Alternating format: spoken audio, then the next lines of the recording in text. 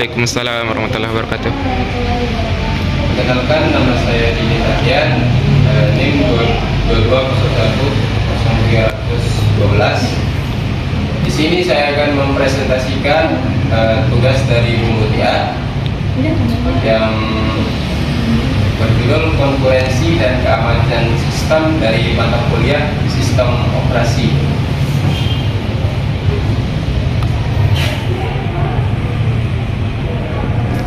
Nah, di sini bisa kalian lihat untuk slide keduanya ini, yaitu definisi konkurensi dan keamanan sistem.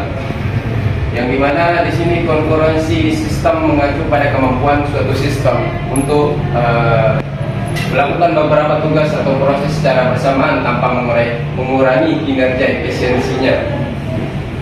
Dalam konteks komputasi, konkurensi dapat melibatkan eksekusi serentak dari beberapa proses atau trik, memungkinkan sistem untuk menangani beban kerja yang lebih besar dan meningkatkan responsivitas. Slide ini saya jelaskan definisi konkurensi dan keamanan sistem. Yang dimana keamanan sistem adalah rangkaian langkah-langkah dan tindakan yang diambil untuk melindungi suatu sistem informasi dari ancaman, serangan atau potensi pelanggaran keamanan. Nah, di sini keamanan sistem memungkinkan untuk seseorang. Yang ke slide selanjutnya atau yang keempat, di sini ada strategi optimasi kerja. Dalam strategi optimasi kerja ini ada poin realisasi dan distribusi tugas. Yang dimana di sini ada dua poin lagi di sini. Yang pertama, realisasi adalah proses mencegah tugas besar menjadi subtugas yang dapat dieksekusi secara bersamaan.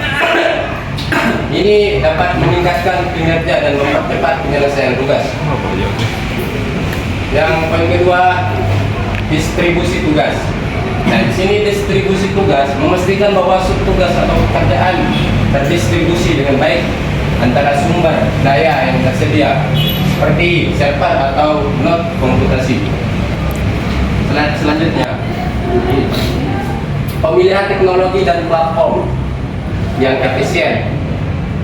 Nah, yang di sini ada dua poin lagi. Yang dimana di sini yang pertama ada 3 poin. Yang dimana di sini ada analisis kebutuhan. Yang dimana analisis kebutuhan ini di sana ada pahami persyaratan proyek dengan baik untuk memilih teknologi yang sesuai. Yang poin kedua, skalabilitas. Skalabilitas ini adalah kita memilih platform yang dapat dengan mudah diubah ukurannya sesuai dengan pertumbuhan permintaan. Yang ketiga, performa. Nah, dalam performa ini kita harus mengadakan evaluasi performa teknologi dan platform untuk memastikan dapat menangani beban kerja yang diinginkan. Selanjutnya, penjadwalan tugas yang optimal.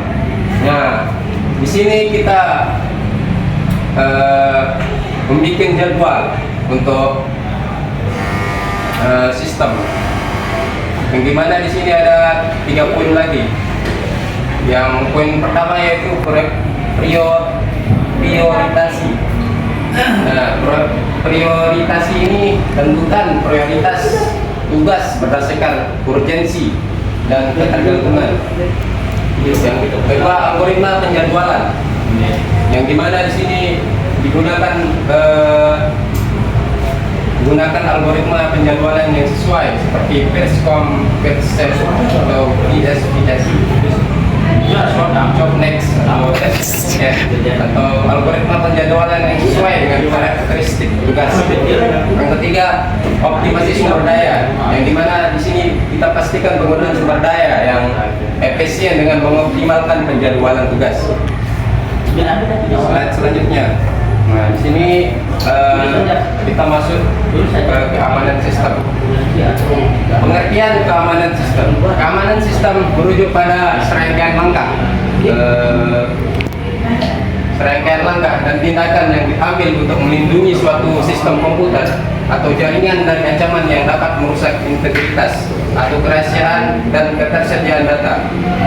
Keamanan sistem mencakup perlindungan terhadap serangan cyber, malware, akses tidak sah, dan berbagai ancaman lainnya yang dapat merugikan sistem.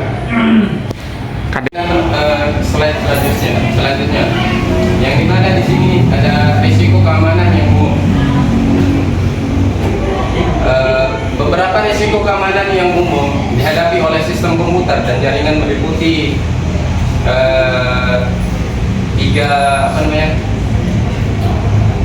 meliputi 8 poin, yaitu yang pertama serangan malware, yang dimana serangan malware ini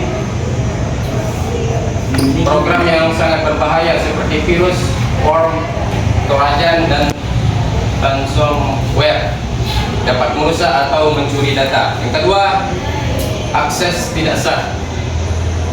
Akses tidak sah ini upaya untuk mendapatkan akses tanpa izin ke sistem atau data, seringkali melalui teknik hacking atau phishing. Yang ketiga, kehilangan data. Kehilangan atau kebocoran data dapat disebabkan oleh serangan atau kegagalan sistem.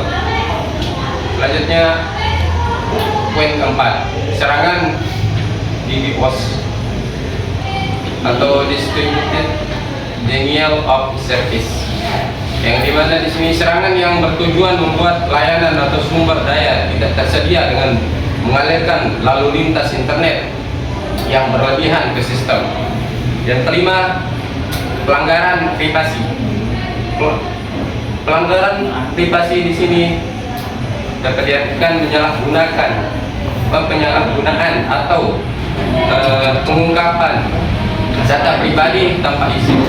Yang keenam, kerentanan perangkat lunak atau celah keamanan dalam perangkat lunak yang dapat dieksploitasi oleh penyerang. Yang ketujuh, kurangnya keamanan jaringan. Jaringan yang tidak aman dapat menjadi pintu masuk untuk serangan. Yang kedelapan, kurangnya pembaruan keamanan, yang dimana di sini tidak memperbarui di perangkat lunak dan sistem secara teratur meningkatkan risiko keamanan. Selanjutnya, di sini aspek-aspek keamanan. Yang di sini ada tiga poin. Yang pertama, firewall atau penggunaan firewall untuk mengontrol dan memonitor lalu lintas jaringan serta mencegah akses yang tidak diotorisasi. Kedua, enkripsi, melindungi data yang dikirim melalui jaringan dengan menggunakan protokol enkripsi seperti SSL atau TLS untuk koneksi web. Yang ketiga, pendeteksian serangan pengguna sistem, pendeteksian instruksi atau IDS, dan sistem pencegahan instruksi atau IPS untuk mendeteksi dan merespon serangan. Dan presentasi dari saya, sekiranya ada pertanyaan, saya buka sesi tanya jawab. Apakah ada yang ingin bertanya lagi?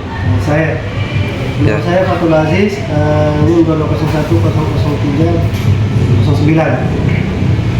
Yang saya ingin tanyakan adalah konkurensi ini bisa dijelaskan lebih detail apa yang maksud dengan konkurensi. Terima kasih.